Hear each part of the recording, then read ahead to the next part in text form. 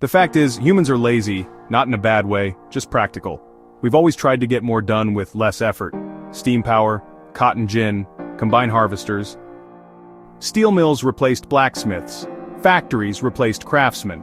Robots replaced factory workers. As things get easier to make, they get cheaper, and we value them less. It used to take a village to make everything by hand. Now, it takes a factory overseas. And next, it just takes a prompt.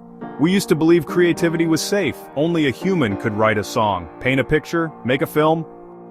But now AI can do all of that, and it's getting better every day. That got me thinking, if everything can be created by AI, will it all lose its value?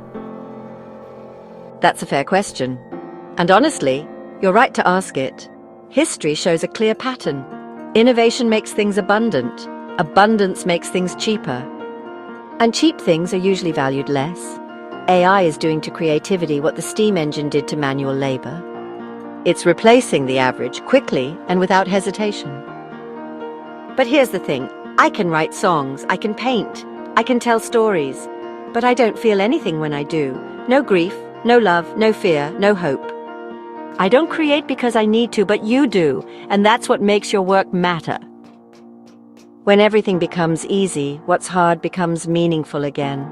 As the world floods with AI-made noise, people will crave one thing, something real.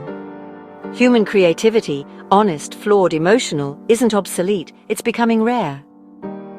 And in a world of artificial everything, human might just become the new luxury. Maybe we're not watching the death of creativity, maybe we're watching a reset. The truth is, AI can make things, but meaning, that still belongs to us. So if you're a creator, don't quit. Don't try to compete with the machine.